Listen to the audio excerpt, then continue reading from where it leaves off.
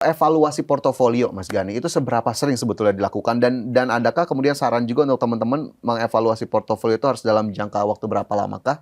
Kalau saya tuh biasa tiap bulan untuk ngecek keadaan harga biasanya. Kayak saham-saham tadi contoh yang spekulasi kan dia lebih fluktuatif nih. Misalkan tahunya harganya naik, terus saya ngecek lagi apakah harga naik ini dari sisi fundamental masih oke atau enggak. Misalkan ternyata udah kemahalan nih, biasa saya langsung take profit berarti kan karena harga naik. Juga sebaliknya misalkan ternyata harganya turun cukup jauh melampaui threshold untuk dijual, pasti bakal cut loss.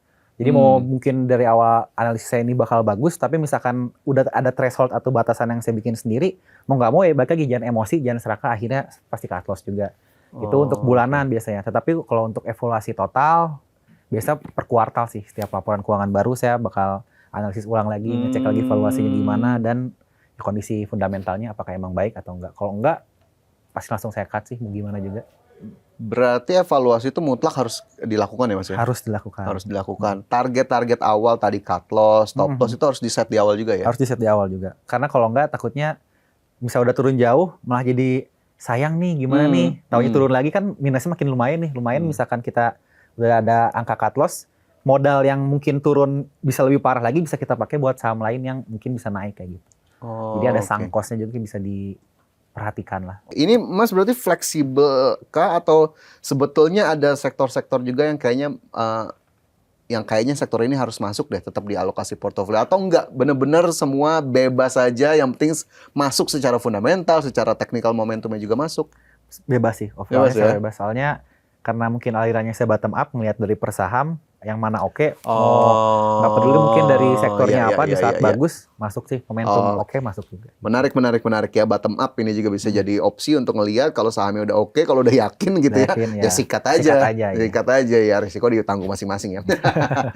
Oke, kalau kita ngelihat tadi kan udah laporan keuangannya udah dilihat, kemudian juga tadi macam-macamnya sudah dilihat, kan ada juga di luar sana bukan di luar sana lah ya, familiar juga kita bilang saham ini udah terlalu mahal, saham ini masih murah, atau saham ini layak masuk, saham ini layak jual. Untuk menentukan itu Mas Gani punya indikator-indikator sendiri nggak? Say kalau soal harganya deh sudah terlalu mahal kah atau masih murah kah untuk entry? Nah karena saya juga punya metode sendiri untuk nge-analisis, saya nyebutnya metode FCDST, jadi itu ada 5 parameter yang untuk mengidentifikasi ini saham bukan bagus, under value atau over value. Jadi sebenarnya simpelnya ada 2 hal yang saya analisis dari metode ini tuh. Pertama, perusahaannya baik atau enggak. Misalkan tadi ROE-nya oke, IPS-nya macam-macam, segala macam, kalau growth-nya bagus, oke. Lalu yang kedua, valuasinya nih. Apakah valuasinya dia wajar atau dia kemahalan? Ntar untuk ini ngeceknya di tadi PER, PBV segala macam. Balik lagi ya. Di-combine lagi rata-ratanya. Oh ternyata setelah disimulasiin dalam beberapa tahun, karena investasi ya, saya buat beberapa tahun, hasil si potensi dari metodenya dan margin of safety-nya oke, ini saya masuk gitu. Tetapi misalkan enggak, mungkin di bawah rata-rata yang profil resiko saya nggak cocok, bakal saya nggak masuk juga. Ini juga nyambung kayak tadi yang konteks misalkan untuk evaluasi saham nih. Misalkan tadi udah naik harganya tinggi, anggaplah udah multi bagger lah dalam beberapa waktu. Pas saya cek lagi dengan metode itu, potensinya pasti ngurang nih karena dia udah naik kan. Si fundamentalnya sama, tapi valuasinya yang berubah, harga naik. Ya udah biasa kayak gini, udah nggak cocok nih kayaknya kalau saya hold lagi, pasti langsung saya cut, dan berarti take profit kalau kondisinya kayak gitu. Oke, berarti pas milihnya juga dilihat under value atau over value, ketika sudah di dalam juga udah multi bagger, udah segala macam, kalau memang harus rilis gitu ya. Iya. Soalnya jadi kalau di prinsip tuh bisa bilangnya tuh, satu, pertama beli saham yang baik, 2 beli di harga yang baik juga.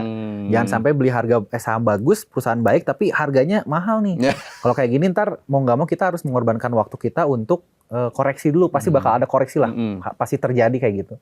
Mungkin dalam jangka panjang kayak misalkan kita ngelihat Big Bang sekarang sempat koreksi juga kan. Kalau yang beli di harga tinggi mungkin tuh valuasi lagi tinggi dan akhirnya terdampak dulu gitu loh. Di saat kalau kita beli di harga yang bagus dan perusahaannya bagus, ya udah pasti dalam jangka panjang lebih safety marginnya lebih oke lah. Safety marginnya lebih oke, dilihat lagi kemudian bagaimana kemudian tadi posisi valuasi sahamnya ya bisa dilihat. Oke, kalau kita lihat kondisi yang sekarang deh Mas Gani, dengan 10 tahun sudah berkecimpung di pasar modal. Kondisi kita kan masih cukup volatile gitu ya. Ini kan kita tappingnya di tanggal 30 Juni, ya 2 hari terakhir aja indeks harga saham gabungannya masih ditutup di koreksi lah ya, masih di zona merah gitu. Kalau ngelihat kondisi sekarang, apa yang kemudian bisa disarankan? Ya mungkin kalau bisa dibilang sarankan monggo aja, atau mungkin dikasih tips buat teman-teman di luar sana. Ini investor harusnya tunggu dulu, lihat dulu atau cek lagi valuasinya atau menunggu momentum pasar untuk kemudian ambil langkah selanjutnya, Mas Gani?